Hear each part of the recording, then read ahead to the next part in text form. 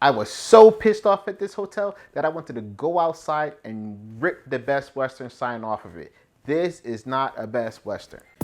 I am Bruce Jordan. I'm former IHG corporate and I manage over $1 billion in assets and $300 million in revenue. While Michael Jordan is to basketball, Bruce Jordan is the same to the hotel industry. My main goal is to make your hotel more money. And this is another episode of Hotel Management Do's and Don'ts. Hey, what's going on? You're tuned into another episode of Hotel Management Do's and Don'ts. And of course, I'm your host, Bruce Jordan. Today, we're going to be reviewing the Best Western Orlando Gateway Hotel. I'm a big Best Western fan.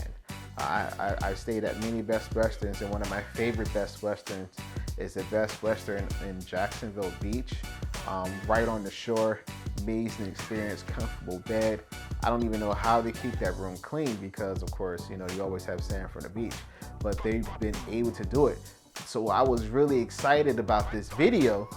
I just wish I would have did it at that hotel.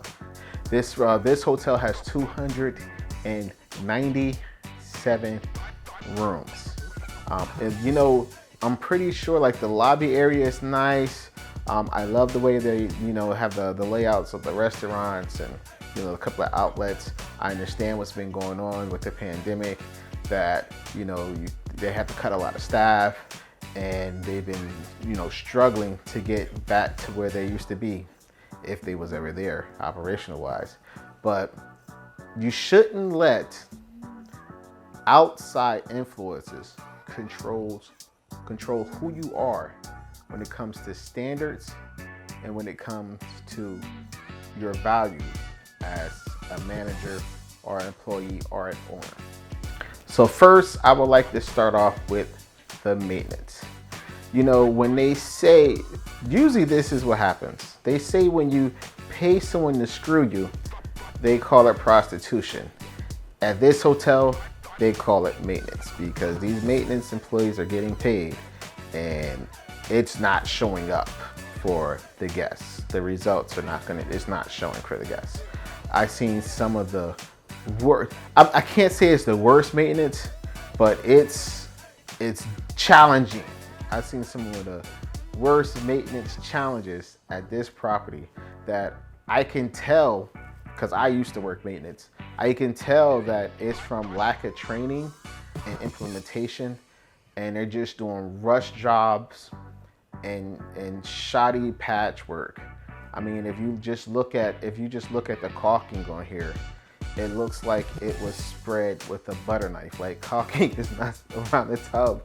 It's not supposed to be that thick. Like, I didn't know if it was caulking or, was it Grey Poupon? Pardon me, would you have any Grey Poupon? But of course. This simple tool, if you don't know what you're doing, there's tools to help you. This simple tool can help you spread the caulking more evenly so it doesn't look like this. A lot of people like to use their finger, but if you're an amateur, which probably a lot of these people are, that a lot of these maintenance people are, you should use this tool. Now with grounds, the windows, where the place really needs to be pressure washed. You have stains on the glass. There's like green algae. That doesn't take a couple of months to grow like that. Algae, that takes a very long time for algae to grow like this with these green stains. But you have this green spots all over the windows.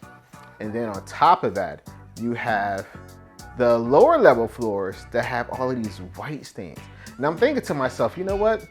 Maybe they, even though it looks like it's been there for a while, I'm not sure if they are burnt into the glass or they just didn't clean them. So I'm like, you know what, we didn't get the drone footage, so I'll come back in a couple of weeks and this stuff will probably be gone. They probably just didn't get a chance to clean them.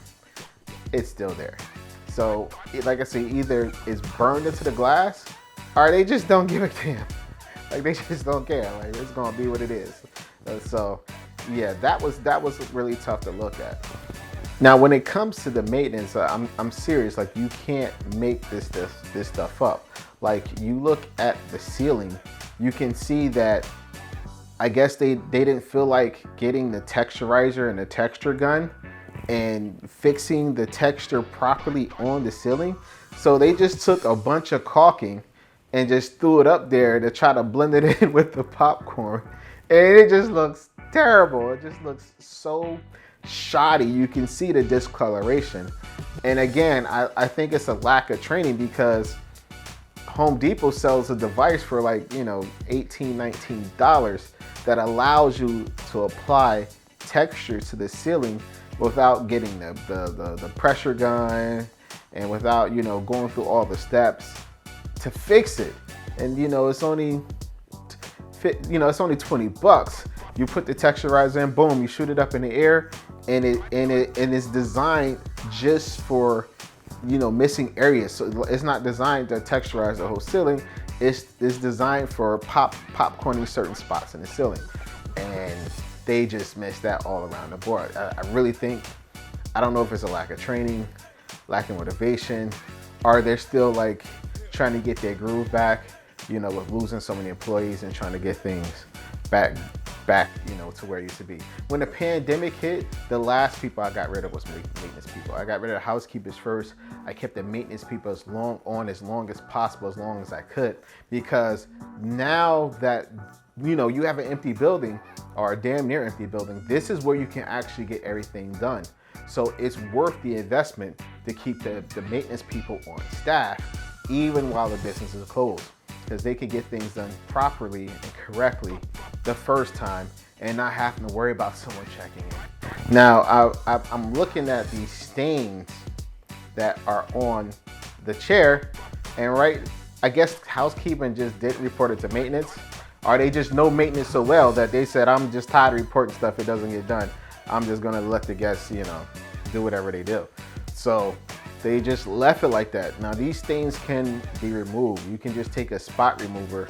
I usually put like a half a scoop of OxyClean inside of the water with a little bit of shampoo, with the shampoo as well, just to get these spots out. Now, as far as like the maintenance of a couch like this, there's a monthly maintenance log that it has nothing but the monthly tasks to do at hand, and you track it by room number.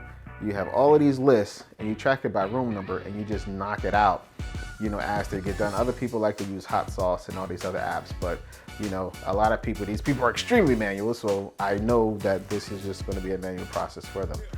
This place is really, really old school. So that, I guess they just said, it's going to be what it be, and it's going to do what it do. We ain't trying to do nothing else. And just left it like that. So you can see all the stains on the couch, and you can also see all of the stains in the window at the same time.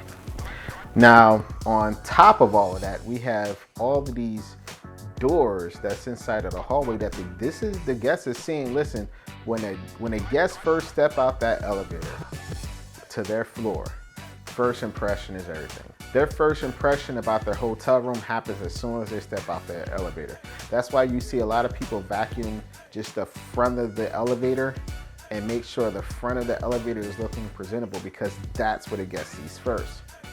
So when you see all of this scratch doors and, you know, paint that's being removed from the doors and everything, you know that, okay, I really don't know what to expect from the room that I'm about to get if the outside looks like this, which is why I always try to keep, even if I can't get everything done in a room, I at least try to get paint for the outside of the hotel room, so my presentation will help sell the room.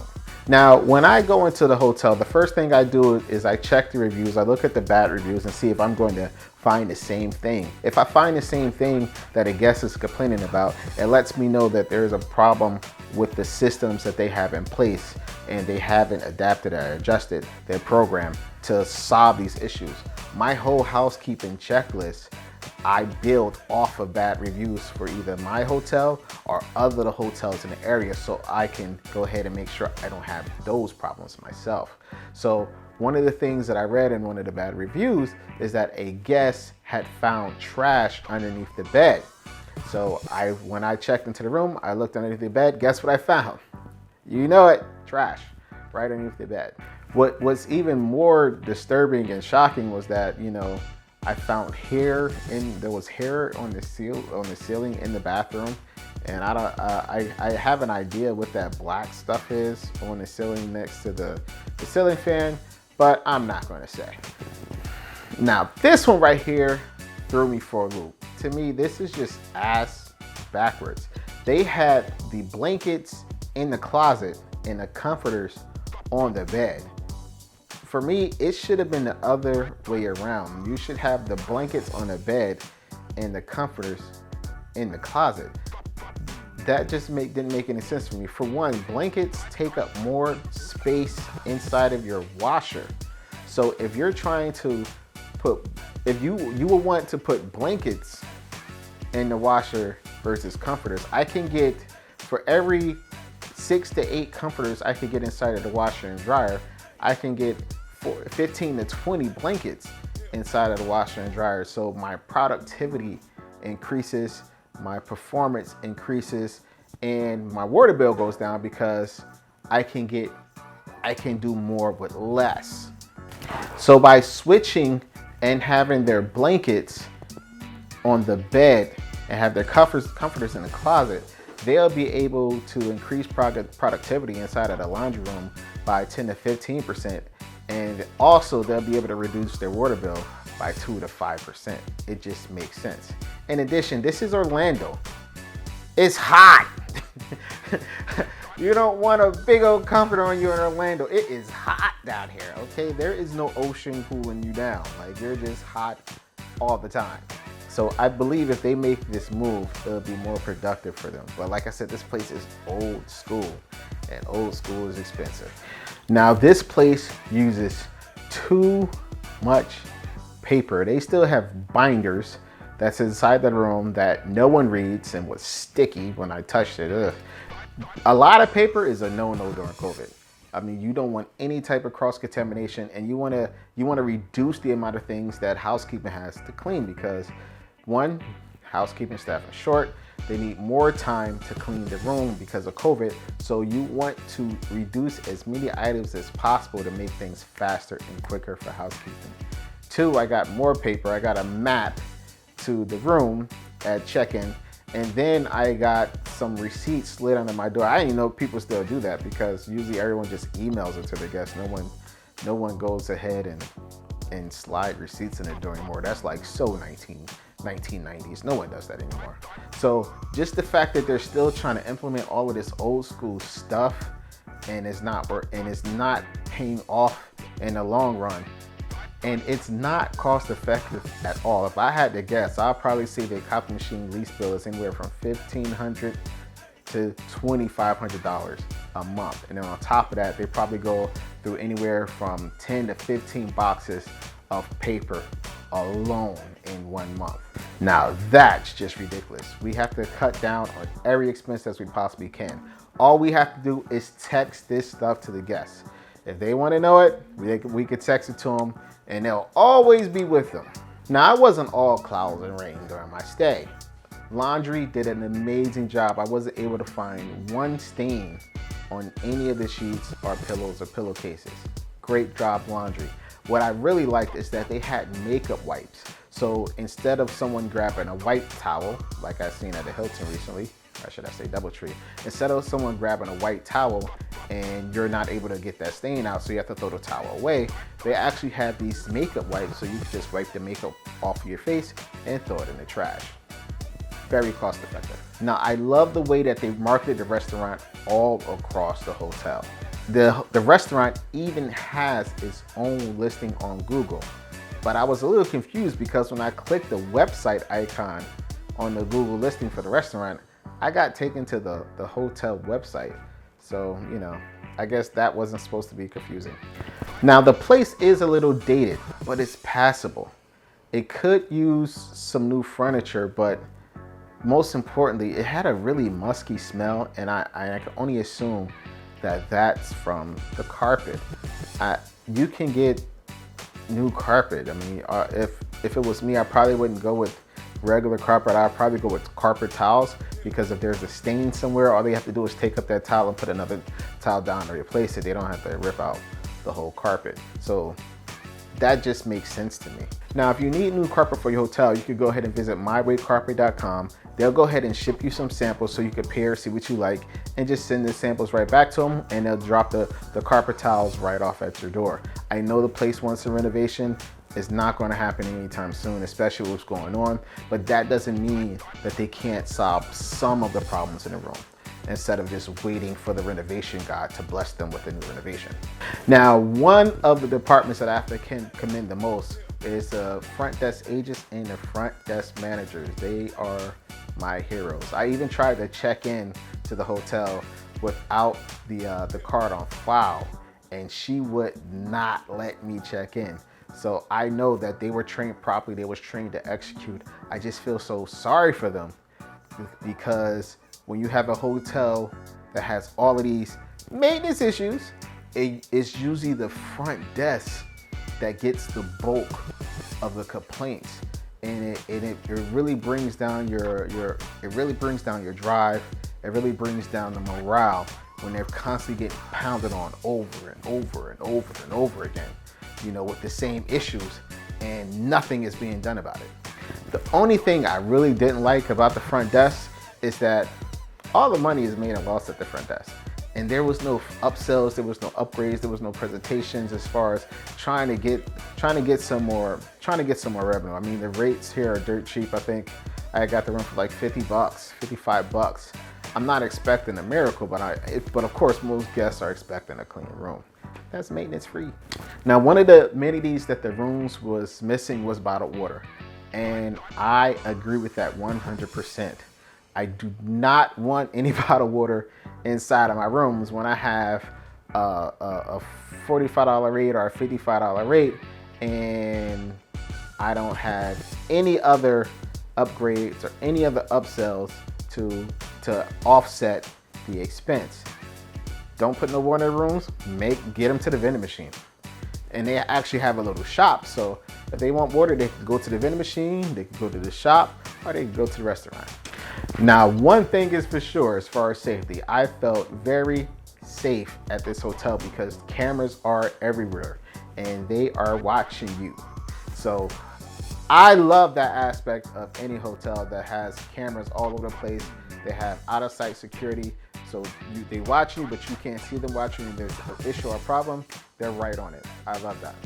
The beds was also very comfortable, and this hotel is close to Universal Volcano Bay. It'd be great if they can incorporate that into their marketing. But it's literally like you can see Volcano Bay, the water park, Universal Water Park, from your room if you have that type of room. And another thing I loved about this place is that it has a basketball court. This is the first Best Western that I've seen that actually had a basketball court. So, you know, of course, Bruce Jordan loves some basketball. I gotta call Michael Jordan up, tell him to meet me out there so I can show him that I still got the moves.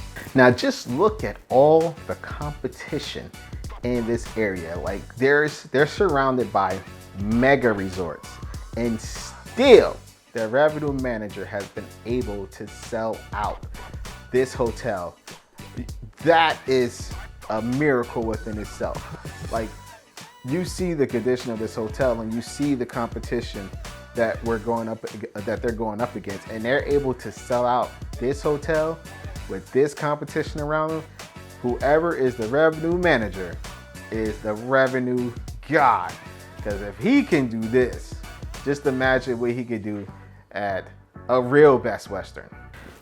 If you could do a perfect sell in this place against this competition, you are the king. Another thing that I love were the OTA listings. Their listings was very simple, not confusing, very easy to understand, unlike some other hotels that I had seen in the past.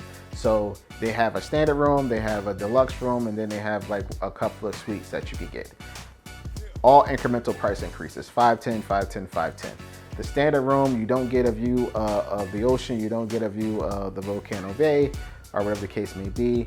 The deluxe room, you're able to get a view of the water, not the ocean. They have like just a little pond, lake area. You're able to get a view of that. And then of course the Deluxe King is a suite. So can't go wrong there. Very good job. In my personal opinion, I believe that the front desk manager and the revenue manager will be very good candidates to be an AGM, so they can really get on maintenance, or they're probably general managers in the making. Now, at this location, breakfast is not included, and due to the fact that the rates are so low, I wouldn't include breakfast either.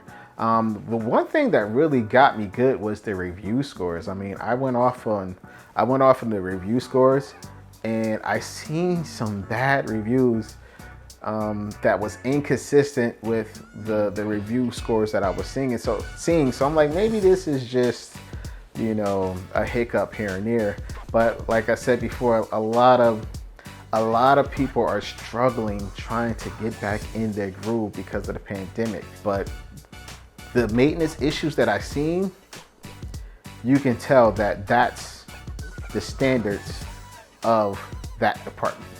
So that's something that you have to, it's not something you have to fix. Like, you literally have to gut it and start with training from top to bottom and get back into the swing of things. Now, as far as the breakfast score, I'm going to give this place a 7.0. I think it was a great idea not having breakfast. Let them eat in the restaurant and let them pay for breakfast because your rates are just too low. Operation score, even though I love the front desk, I felt like they did a great job. Due to the maintenance and the housekeeping issues that I've seen, and of course the waste of money. Like, these people are just wasting so much money on the wrong things, it doesn't make any sense. I'm gonna have to give the operation score a 3.0. And the revenue score, due to the fact that the revenue manager did such an amazing job, able to do a perfect sell in this place and sell this place out at 100% over a couple of weekends, and getting this place really going and putting forth the hard work and the effort to get this place sold out with all the crazy competition in the area. I'm going to have to give this place for revenue, I'm going to have to give it a 10. Because that's, to me, you know, looking at everything as a whole, this man is literally doing the impossible. Or woman. I feel really, really bad for the front office manager and the front desk agents, because when you have these type of issues, and I can see it inside of the front desk agent's eyes that she's dealing with this all day long, and you're having these issues and the owners aren't doing what they're supposed to do to fix them, because of course, you know, it's a financial crisis. I get it. There's only so much you can do, but it creates a hostile work environment for the front desk agent, because they're the ones that's going to get the bulk of the load, and then the front desk manager, of course, is going to be the same thing. So, and most general managers, not all of them, at least not me, most general managers, they get so tired of hearing the same complaints over and over again, and if the owners don't do what they're supposed to do, they can't do what they need to do, and they just don't want to deal with it anymore. So they just throw it off on someone else. It's really sad, and I just hope things get better, you know, for them, that they get the tools that they need, they get the assets that they need, they get the revenue that they need to make the changes that they need to make this place a real Best Western. But they have a long way to go. Thank you for tuning in for another episode of Hotel Management Do's and Don'ts. Now you know what we do here. We're making your revenues rise up once again.